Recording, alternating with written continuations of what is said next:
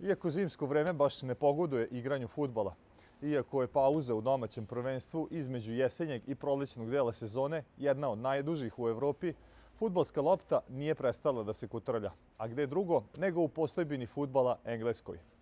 Poštovani gledaoci, dobrodošli u novo izdanje Sportske Vojvodine. A u današnjoj emisiji bavit ćemo se upravo engleskim fudbalom, ali iz perspektive domaćih srpskih navijača. Ostanite sa nama jer sam siguran da ćete uživati.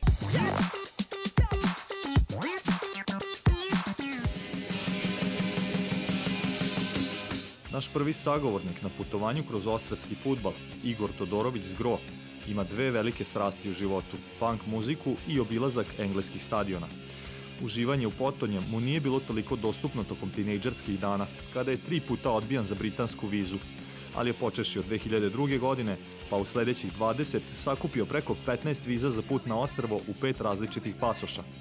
Mnogo važnije od toga, išao je na nebrojene utakmice velikih i malih klubova i kao kulminacija svega napisao knjigu Moja Engleska. Neposredan povod za ovaj intervju jeste knjiga koju si napisao, Moja Engleska. U njoj ljudi koji su je čitali ima nešto za svaku generaciju, i za mlađe i za ljude koji su počeli da prate fudbal kada i ti tamo 80-ih, 90-ih i čak i za starije. I nije samo engleski fudbal u pitanju, ima i navijanje organizovano u tadašnjoj Jugoslaviji, posle u Srbiji. Kako je došlo do ideje da napišeš knjigu? Ceo život nešto piskaram.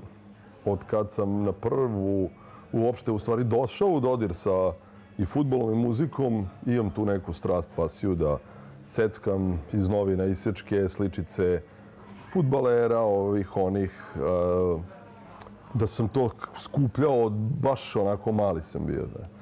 I tad sam uvijek kao i sa dedom sedim pa pravimo neke zamišljene tabele, rezultate, stalno nešto crtao, pisao. I sad se tih svezaka i čuda i pisanija nagomilalo toliko da imam 2 puna stana, i moj i Kevin. A sama knjiga, ja sam pre, ajde sad možda ima i 5 godina, dao intervju neki za stranicu Engleski fudbal. Momci su intervjuisali Dimeta Banjca i on je u par tih sekvenci svoga intervjua kao to je bio Zgro, to je video Zgro, to pita iz Zgroa, pa ovi pitali ko je taj ja, i tako sam ja stupio u kontakt sa tim ljudima i oni su stvarno onako uradili jedan dugačak intervju sa mnom. Oni upalili diktafon, ja 2 sata verglao. Uglavnom, posle nekog vremena, kao to ispadne najčitaniji intervju na njihovoj stranici. Strahinja, koji je izdavač knjige, izdavač Jež, izdavaštvo, je taj intervju negde pročitao, stupio sa mnom u kontakt, objasnio mi je zašto on, kako zamišlja moju knjigu. Kad sam nakucao na tu godinu gde se završava knjiga 2002. i moj povratak iz prve engleske, on mi onda reče, kaže, stani, ako napišeš više i jedno slovo, bit će predebelo. Pa da rekao, ali ja sam tek došao... Tad je došlo do ostvarenja sna prvog. Od prilike, da, kao prvi odlazak u Englesku nakon 3 odbijenice za vizu. I ono kao kad sam već mislio da me neće pustiti nikada, da je to da će ostati nedosanjeno, ali je, eto, kao desio se taj odlazak. Ja sam nakon toga bio još 30 puta. Topla preporuka svima da uzmu knjigu, da je pročitaju i da ne otkrivamo previše, ali moramo se dotaći tog prvog odlaska u Englesku 2002. godine. U svega nekoliko dana, u 5-6 dana, svaki dan si gledao po jednu utakmicu od premijer ligaša, niže ligaša, 6. 7. liga. Kako je to sve izgledalo tamo? Gde te atmosfera negde najviše očarala i da li uopšte mogu da se porede te atmosfere sa premijer ligaških terena i sa ovih niže razrednih? Ja sam tamo bio opčinjen svime, od tog njihovog mirisa vlage kojeg imaš samo tamo i nigde drugo u Evropi, a prošparto sam dosta toga, do trave koja je zelena 365 dana, jer se smenjuje 5-godišnjih doba u jednom danu i tokom cele godine. I onda kad je krenulo i kad smo zaređali sa utakmicama i obilascima stadiona i dane kad nije bilo fudbala, ja sam sa Emom i sa još par prijatelja kod kojih sam boravio tokom te 4 nedelje mog tog prvog boravka u Britaniji obišao, nisam prebrojao, ali ne znam, ceo taj Lancashire oko Manchestera, sve živo od nekih njihovih tatrijskih sača i mladosti s Novog naselja do Manchester Uniteda, u stvari Manchester Citya i Aston Ville, Boltona, da. Prva utakmica koju sam gledao je bila Aston Villa na gostovanju u Boltonu i meni je to bilo kao sve je drugačije. Znaš, sama činjenica da je na tribinama 30.000 gledalaca, ti nemaš 30.000 više ni na večitom derbiju, ni kad se igra na Zvezdinom stadionu, koji je veći. Da, mislim, to su neke... U knjizi se nekoliko puta spominje Chorley, klub koji favorizuje tvoja devojka koja te ugostila, Ema. Kako izgleda tamo? To je neka 7. liga engleskog fudbala, a opet ima negde 500 do 1000 i pogledalaca na utakmici. To je prvi stadion koji sam tamo video, jer je ona odrasla u tom Chorleyu. Chorley je malo mesto, nije tako ni malo, 50-60 stanovnika, ali je skockano, uređeno, imaš sve u njemu, blizu je Manchestera i blizu je jako puno, taj ceo krug oko Manchestera je jako naseljen i jedan za drugim se nižu i stadioni i klubovi i to su kratke relacije. Chorley je klub koji je non stop bio taj takozvani non-league futbal ispod pete, znači ispod konferencije. Uglavnom su 6. liga, 7. 6. 7. Trenutno su u 6. i 2 put su bili u svojoj istoriji u 5. Meni je tu fascinantno ta njihova privrženost lokalu i toj lokalnoj zajednici. Bilo mi je super kad su ovi oglasili kao ajde skupljamo, kupuje se, ne znam, virtuelna ulaznica za utakmicu koja se prenosi putem neta. Ne znam, oni su prodali 6-7 hiljada tih ulaznica po 10 funti. Kao, znaš, kao zašto, kako, šta treba se... Za 7-ligaški, 6-ligaški futbol. Pa to, znaš, i onda pa kao, cap, bit će skuplja za 2 funte, ne znam, ta majica koja je napravljena, jer funta ide za obnovu krova, a funta ide za popravku mašine za šišanje trave. To je na tom nivou i to sve jako dobro funkcioniše tamo i svi se osjećaju bitnim da se pohvale, da mogu da pomognu. U knjizi su interesantne te prepiske i adrese ljudi iz Engleske do kojih si došao, fanova različitih klubova od Newcastle-a, između ostalog Boltona, Millwalla. Da li si i dalje u kontaktu sa njima i da li misliš da je ta komunikacija čak uprkos tome što je danas sve dosta brže i dostupnije, nekako bolje funkcionisala i da su ljudi više razmenjivali tu neku pisanu reč i da je lakše dolazi do razmene navijačkih obeležja i suvenira? Moram da priznam da mi je taj period pre interneta mnogo draži. Jer to se, znaš, meni su stizala pisma na dnevnom nivou. Meni je često kao poštar nije više mogao da ubaci u sanduče, pa mi je donosio gore ili ostavljao u frizerskom salonu dole, ako nisam kod kuće, u zgradi. I ta su pisma bila dugačka, iz njih si čitao šta se dešavalo u posljednje 3 nedelje, ono što ne možeš da pročitaš u šturom izveštaju u sportskom žurnalu ili gde već.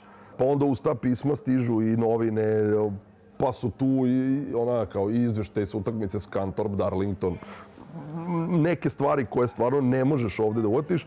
Sad, od kad je internet i pogotovo mobilni telefoni i smartfonovi, pa to Viber grube, Whatsapp i čuda, ja sam bukvalno u svakodnevnom kontaktu sa 3-4 Engleza s kojima sam više od 20 godina u komunikaciji, ali su to sve, vidi kakav je gol pao, jer gleda on tamo uživo, a ja gledam ovde TV prenos i 3 porukice razmenimo, super, uživa i to je to.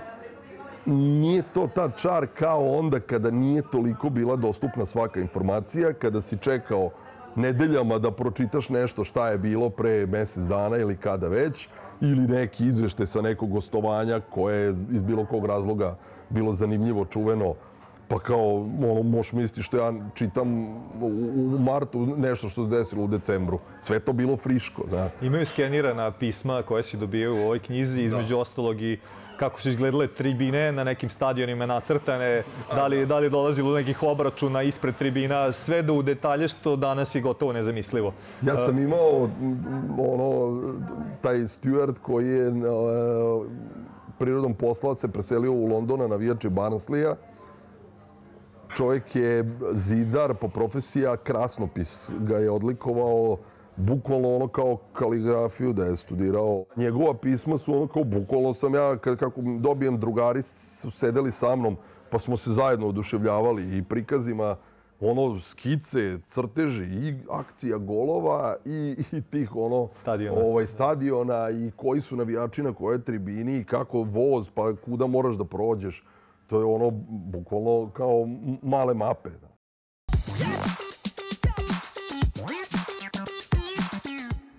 Ovo je ta stvar, posle čega će biti drugačiji, ali moraju biti posebni i jedinstveni da bi ostali nezaboravni.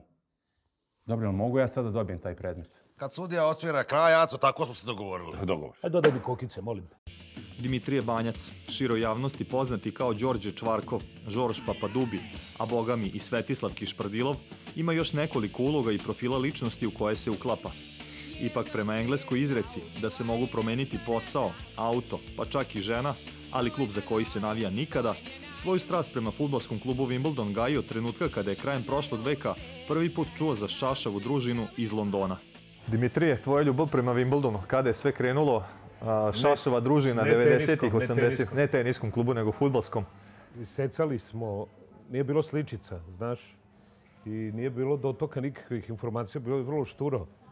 I onda smo sekli iz žurnala i da objasnim ljudima što znači i secanje i sveske. To znači i secanje, to možda zna 0,1%. I secanje faktički znači i secanje makazama tekstova iz novina i onda sakupljanje tih istih tekstova koji se bave nečim što ti misliš da ćeš ponovo pročitati nekad. I te, kako se zove, činjenice, odnosno te slike i ono koje su tada bile potpuno nedostupne. Ti u tom momentu nemaš ni Premier ligu, nemaš prenose, nemaš apsolutno nikako. Jedino imaš taj sportski žurnal koji je, mogu da kažem, onako više bio bolji, više je išao na te 5 tih liga, pa je donosio i više informacija. I stvarno su tada onako imali svaki utorak tabelu, svaku sredu tabelu, svaki subotu tabelu, ovo znam jer sam sekao. I vrlo zanimljivo, Kigenove svrake, naši. To je prvi put da su oni negde ubačeni ti neki nazivi koji su nama kao deci malo zaparali uši, da smo krenuli malo da gledamo ko su ti, ko je taj Kigen Ćale, ko je Kigen da ti objasni ili ko je, znaš, koga nisi znao tih matorih, Joe Royle, vamo namo je. I na kraju, kada je još došao prvi put u Novi Sad, taj neki časopis posvećen engleskom fudbalu. Meč, je li tako? Da, meč je bio to, bio je posvećen Wimbledonu slučajno. I ja kad sam video da je tu u stvari taj neki Vinnie Jones, kog sam čitao da je on se ugrizo nekog na utakmici s Velsom i vamo namo, da je se zovu Luda družina i da je zašto Luda družina, nema interneta još dugo posle toga. I krenuo sam onda na taj rudarenje, klasično rudarenje bez mašine i malo po malo. I eto, tad ja njih volim i podržavam i do danas. U međuvremenu se promenilo dosta stvari. Taj Wimbledon ne postoji više, NK Donsi su nasledili. To je film. Ne znam, vidiš, čudno je da sam ja tada njih... Meni je taj Rob Earl bio kao neki njihov kapiten Jamajke, bio i jedna onako fantastična fudbalska figura, crni igrač. Bilo je dosta crnih igrača tada u Wimbledonu. Južni London. Da bi se oni ugasili onda. Su igrali, pazi, kada smo došli do prvih prenosa, ja sam slao video trake u Beograd da mi tamo snimaju jer su išli na studiju B. I onda su mi vraćali trake nazad. Ja sam snimao Wimbledon Leicester. Danas jedan te trake, pošaljem autobusom, drugari snime, vrate nazad. I uvijek su bili favoriti da ispadnu. I uvijek su ostajali. I onda su na kraju ispali, jel? I kada su već svi mislili da je gotovo, da nema više ništa, ispali su iz druge lige. Najmanji broj zabeležen ljudi na jednom stadionu bio na Wimbledonu. Stadion nije bio prilagođen za tadašnje propise. Na Selhurst Parku 724 gledalca. Zašto su došli samo gostujući? Niko nije došao od domaćih. Bojkotovali su preseljenje. Oni su stalno bili forsirani da se presele iz svog dela. I to je ono o čemu u stvari govorimo u Engleskoj. O pripadnosti jednoj toj zajednici. I oni su taj local community je napravio fudbalski klub. Kada ga je ugasio, FA je ugasio Wimbledon jer nije bio u širem interesu fudbala. To je bilo obrazloženje. A u stvari je to bila nameštaljka da u jedan novi deo grada koji se zidao Milton Keynes, koji po njihovim projektnim standardima mora da ima... Koji nije čak ni blizu tog starog kraja iz te stare zajednice. Kod Lutona. Mora da ima stadion na taj broj zgrada. I oni su napravili stadion. I to je prvi put u Engleskoj da je dozvoljena franšiza da, kao u Americi, da se preseli tada i nikad više. I Wimbledon je to oborio na sudu i ukinuta je ta franšiza posle. I sad, zanimljivo je da su oni počeli od najniže lige, to je 9. Londonska liga i šta ja znam, na livadi i da su krenuli da se penju, da se penju, da se penju. Što je i Igor govorio, ovaj je dao pare da se kupi kosilica, ovaj je dao pare za ovo, ovaj je dao pare da se popravi krov, ovaj je dao pare da uzmu dizajnera da napravi dres i malo po malo Wimbledon je sada u 3. ligi. U, po meni, najvišem rangu koji može da dođe jedan klub koji nema vlasničku strukturu, da mu je vlasnik multimilijarder, bogataš i šta ja znam. Jer kod nas je recimo u ligi Portsmouth, čiji je vlasnik naslednik Disneya. S obzirom da je Wimbledon, kada je osnivan taj AFC Wimbledon, tražio pomoć ljudi iz cijelog sveta i da si ti učestvovao donekle u osnivanju tog novog kluba, da si praktično i vlasnik, ako se to tako gleda. Da li imaš učešće u transfer politici? Da li mogu da ti predložim neki ljudi iz sportske redakcije, na primjer Đorđa Krajinovića, nekadašnjeg urednika ili Radeta Maceta ili nekoga? Mogu da predložim čoveče, ali primetio sam da me ne zarezuju. Da. Ja jesam jedan od vlasnika. Šta to podrazumeva? Nije imam pravo da glasam i da biram i da budem biran. Svako iznad 18 godina. I imam pravo da učestvujem u tim nekim njihovim koji su opet napravljeni da bi se taj community zadržao. Mislim, ja baš nemam neke veze sa tim communityjem, ali sam tu. Kako se ti sećaš tih 90. godini utakmica koje si gledao, koje su ti snimali na studiju B? Naši su voditelji kukali, kao Wimbledon. Kao je Leeds, tad je Leeds bio jak kada je počelo na BK. Kao je Leeds Wimbledon, očekuje se ubedljivo pobjeda Leedsa 3-0 ili 3-1. Wimbledon uvijek primi gol, ali 3-1 na budalu. Znači na dugu loptu koja je tada izumrla, posle kad im je dao Beckham gol i sa pola terena, onda je izumrla duga lopta. Ali oni su imali samo to. Recimo, jako dobro je bio neka polemika. Zašto više nema golova onih kada se u 16-terac ubaci? Pa ono krljanje. Wimbledon je bio prvak da iz krljanja posle kornera da go u onom blatu. Znači, to više nema. Znači, čim je neko malo, naš prekida se. A nekada je to bilo dozvoljeno. To je bila cijela taktika orijentisana na kornere i na neke centra šuteve u 16-teraci. On je video ovako, on je taj čovjek, mislim, on je napravio ludu družinu. Wimbledon je stari klub, ali je taj svoj meteorski uspon Dave Bassett napravio. I on je, njega zovu Harry, ali oni ne govore H. Mislim, možda misliš o kome se radi. Tip je crveni, pijani, stari pijanica. I on je provalio da svi golovi padaju iz zadnje četvrtine terena. Znaš. I da bi bilo najbolje da se uzme golman koji može da ispuca u zadnju četvrtinu terena. Šta ćeš ti u drugoj četvrtini terena tu? Ti kad tako nije postao. Statistiku, on je napravio potpunu statistiku. On je snimao video rekorderom utakmice. On je prvi puštao u Engleskoj. A oni su bili, Vinnie Jones je došao iz, ne znam, Welstona, ali da je posle za 50 funti. U prvoj utakmici dao gol Manchester Unitedu. Iskopčavali su struju u slačionici gostujući. Iskopčavali su vodu i grejanje u gostujućoj slačionici. Ghetto Blaster je furao Vinnie Jones kad dolazi i onda sa tim velikim zvučnicima je puštao da ovi ne mogu da se dogovore vamo šta.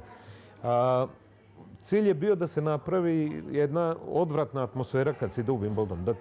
Da te nazovi zvezde iz Tottenhema, iz tih velikih klubova, da kad im kaže gde idemo u subotu, s kim igramo, kad im kaže trener idemo u Wimbledon, oni kažu ujeba. I tako su oni. Zaista to je imalo uspeh.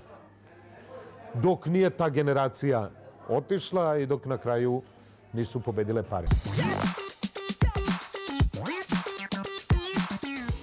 Od trenutka kada se na našem programu prvi put emitovala priča o organizovanoj grupi navijača iz Novog Sada koji religiozno prate klub sa severoistoka Engleske, prošlo je 10 godina. U međuvremenu, dosta se stvari promenilo, ali jedna nije, a to je ljubav te grupe prema Newcastle. Moderator bloga o crno-belima Vladimir Savić tokom dana radi kao profesor fizičkog, a slobodno vreme koristi da piše o svojim voljenim svrakama. Moja ljubav prema Newcastle datira početkom 90. godina kada je menadžer bio Kevin Keegan i kada su se borili za titulu 95. na 96. sezonu. Ni oni sami ne znaju kako su izgubili titulu sa 12 bodova prednosti ispred Manchester Uniteda i onda dolazak Alana Shearera u Newcastle United i same boje kluba koje su crno-bela, ja sam inače naveć Partizana, su doprinele da moja ljubav prema Newcastle Unitedu jača iz dana u dan. Sredinom 90-ih je otvoren kafe Newcastle United, otvorio ga je naš prijatelj Vilovski Vila u Miletićevoj. Kasnije smo se skupljali naravno i na Štrandu i posle smo se vratili isto u Miletićevu ulicu gde smo bukvalno svakodnevno posećivali taj kafe koji je egzistirao i radio do početka 2000-ih. Kasnije, posle toga se ugasio. Šta su ta okupljanja podrazumevala? Da li ste gledali utakmice zajedno i kako ste dolazili do nekih navijačkih obeležja, do suvenira? Da li ste imali neku komunikaciju sa samim navijačima Newcastle baš iz grada? Da, imali smo komunikaciju sa tim navijačima Newcastle Uniteda iz samog grada i naravno širom Evropi.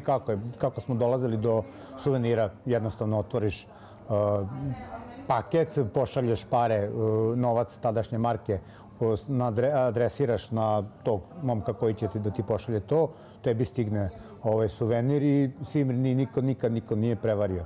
Bilo je odlično kako smo se dovijali gledajući utakmice. Tadašnja BK televizija je sredinom 90-ih, tačnije februar 96. godine počela da prenosi premijer ligaške utakmice.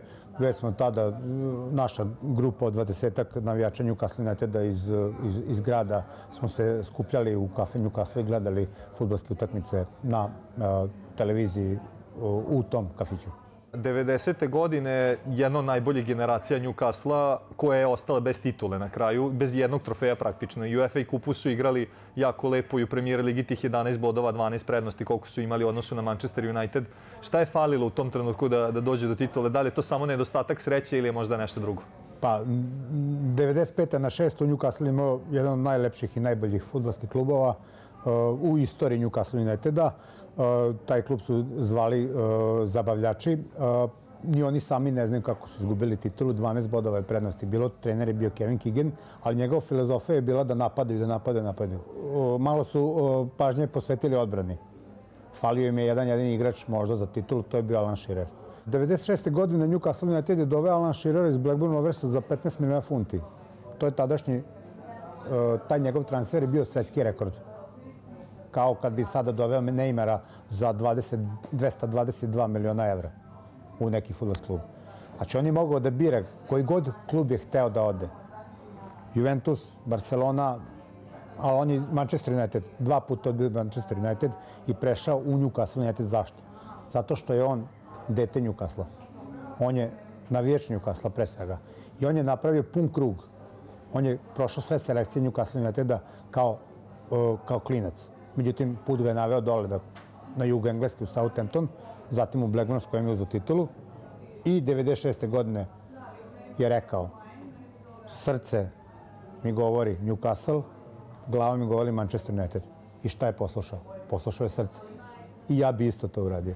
Interesantno je da je sredinom 90-ih, kada je oformljena ta neka navijačka grupa ljubitelja Newcastle-a u Srbiji, Newcastle nekoliko godina posle toga došao u Srbiju prvi put, posle toga u Sarajevo, pre toga u Zagreb i onda još jednom u Beograd. Dakle, da krenemo 98. godine, kup pobednika kupova, Partizan je bio bolji u tom dvomeču, prošao dalje, što je zaista jedno od većih iznenađenja. Kako se ti sećaš te utakmice? Da li je to bio prvi put da si gledao Newcastle uživo? Da, to je prvi put da sam gledao Newcastle United uživo. 98. godine tadašnji trener Ruud Gullit je doveo, odnosno prvu utakmicu igrala na St. James's Parku. Newcastle United je pobedio 2-1. Došlo se u Beograd, malo su igrači Newcastle bili opušteniji, u stvari bili su užasni. Sviran je penal za Partizan, Partizan je prošao i na penale. Drugi put sam gledao Newcastle United u Sarajevu. Tamo je bilo dosta dobro. Newcastle je pobedio 0-1 golom Dajera. Revanš je... Sa Železničarom. Da, sa Železničarom. Revanš je odigran na St. James's Parku. Newcastle je pobedio 4-0 i Newcastle United je po drugi put ušao u Ligu šampiona. I onda 2003. godine. Ista priča kao od prethodne godine u Sarajevu. Newcastle United pobeđuje Partizana u Beogradu 0-1 golom Salana. Otišlo se na St. James's Park, na severistok Engleske, ušlo se malo opuštenije. Lopta nije htjela da uđe, kralj je odlično branio. Otišlo se u produžetke, isto također kralj brani odlično. Odlaze se na penale, kralj brani prvi penal Sheareru. 8. serija, 9. serija, Aaron Hughes promašao je penal, Milivoj Ćirković daje gol za Partizan, Partizan odlazi u Ligu šampiona, Newcastle United ispada i od tog poraza bukvalno se Newcastle United nikada nije povratio i oporavio. Do današnjih dana. Oba kluba koje si gledao su tebi u srcu i jedni drugi su crno-beli. Da li je tu bio neki konflikt u smislu za koga ćeš navijati ili pre svega prednost domaćem šampionu ili ne? Navijao sam za crno-bele. Kako sada funkcioniše vaša navijačka grupa? Imate Viber grupu, imate blog koji ti uređuješ, koliko ti vremena oduzima uređivanje tog bloka? Pa ovako, 2006. godine sam ja pokrenuo blog o Newcastle Unitedu decembra meseca. Dakle, evo, decembra meseca prošle godine blog je napunio 15 godina. I koliko god vremena da mi oduzima taj blog, a ne oduzima puno, jer ja to radim sa ljubavlju, to je moje zadovoljstvo. Moja profesija je da sam profesor fizičkog vaspitanja, ali mi to, taj blog mi pričinjava zadovoljstvo i filter. 2007. smo osnovali jedan forum, ali on je egzistirao bukvalno do prošle godine. Sad smo se prebacili Newcastle United Balkan grupu na Viberu, gde je komunikacija mnogo brža. Ima jedno 50 prijatelja širom Balkana, gde komuniciramo na svakodnevnom nivou. Saudici su preuzeli klub, bilo je neke kontroverzije oko toga, oko porekla njihovog kapitala. Newcastle ne stoji baš najbolje u Premier ligi, u zoni su ispadanja. Šta očekuješ od ove sezone, ali od sledećih nekoliko godina, s obzirom da je očigledno da će ući kapital u klub? Da li misliš da će to promeniti stvari isključivo na bolje ili postoji neka bojazan da će postati onako, da će nestati ta neka tradicija i dovođenje engleskih igrača? Navijači Newcastle su dugo patili. Poslednji neka titula uzeta 1927. godine. Znači, bukvalno 100 godina Newcastle United nije uzeo titulu u Engleskoj. Pa red je bio da navijači Newcastle uzmu titulu, da uzmu Ligu Evrope, da uzmu Ligu šampiona, pa nek za 15 godina padne neki restart. Prognoze su tvoje kad će se osvojiti Premier liga? Za 8 do 10 godina.